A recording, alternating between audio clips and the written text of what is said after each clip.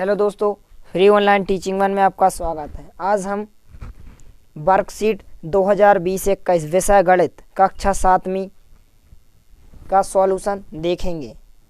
इससे पहले यदि आपने हमारे चैनल को सब्सक्राइब नहीं किया है तो प्लीज़ सब्सक्राइब कीजिए, साथ में बेल आइकन को भी प्रेस कीजिए ताकि कोई भी वीडियो आप तक सबसे पहले पहुंच सके। तो चलिए वीडियो को स्टार्ट करते हैं।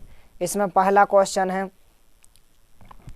निम्नलिखित में से सही विकल्प छांट कर लिखिए। इसमें पहला क्वेश्चन है, संख्या 1 करोड़ में कितने 10,000 होते हैं?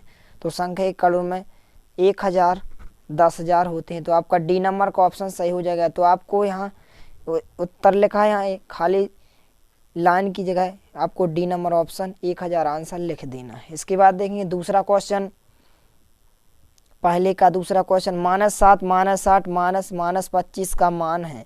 तो इसका बी नंबर का ऑप्शन सही हो जाएगा। तो आपका पहला क्वेश्चन 2 अंक का था जो आपका सॉल्व हो गया। इसके बाद देखें हम प्रश्न क्रमांक 2। प्रश्न क्रमांक 2 है आपका, 2 बर्तनों में क्रमशः 2.6 लीटर एवं 2.4 लीटर पानी है। यदि दोनों बर्तनों में बराबर बराबर पानी रखा जाए तो प्रत्येक बर्तन में कितना पानी होगा? तो इसका आंसर देखते हैं हम। तो ये आपके प्रश्न क्रमांक 2 का हल है। दिया है सबसे पहले 2 बर्तनों में क्रमशः 2.6 लीटर या 2.4 लीटर पानी है।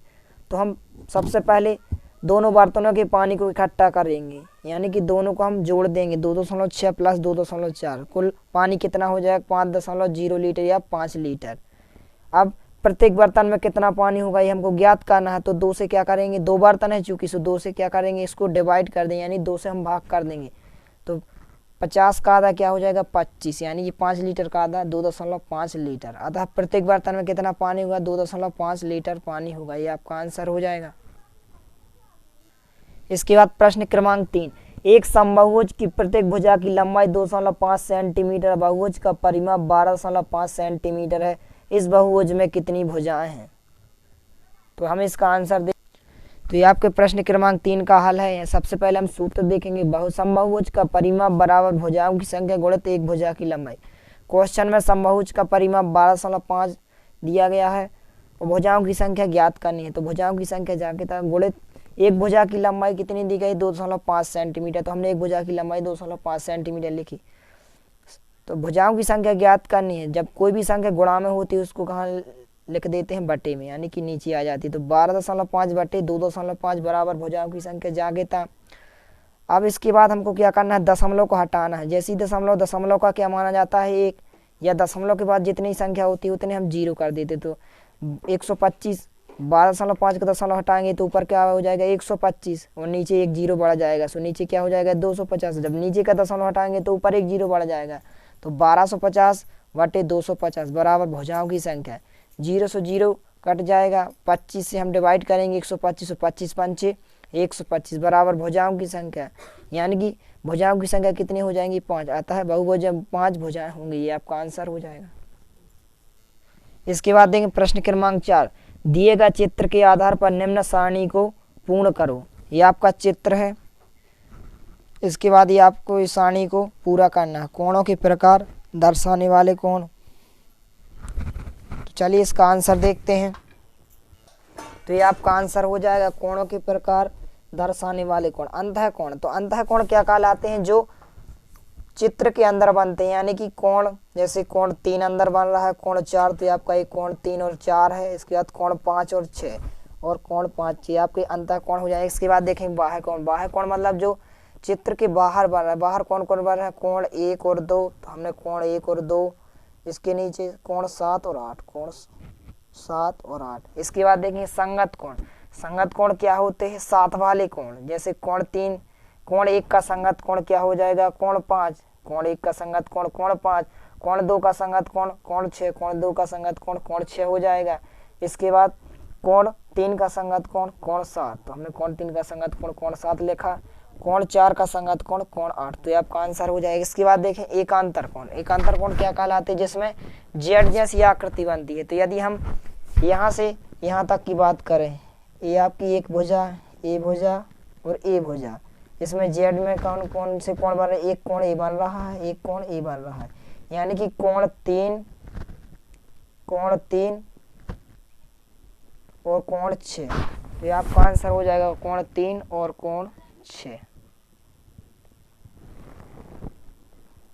इसके बाद देखें हम प्रश्न क्रमांक 5। एक बस ने अपनी यात्रा प्रारंभ की और 50 किलोमीटर घंटा की चाल से विभिन्न स्थानों पर पहुंची। इस यात्रा को नीचे दर्शाया गया है।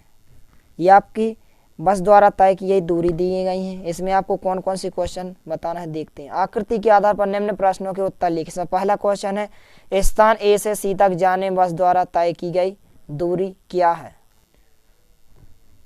तो अब फर्स्ट क्वेश्चन का आंसर हो जाएगा ए से सी तक जाने बस द्वारा तय की गई दूरी क्या हो जाएगी 400 + 5, यानी कि हम ए से सी तक की कुल दूरी को टोटल कर देंगे, यानी कि प्लस कर देंगे 400 + 500 यानी कि 900 किलोमीटर। ये आपका आंसर हो जाएगा। इसके बाद देखें हम प्रश्न क्रमांक 2। बस द्वारा तय की गई कुल दूरी। तो ये आपकी बस द्वारा तय की गई कुल दूरी क्या हो जाएगी 2000 किलोमीटर। ये आपका आंसर हो जाएगा।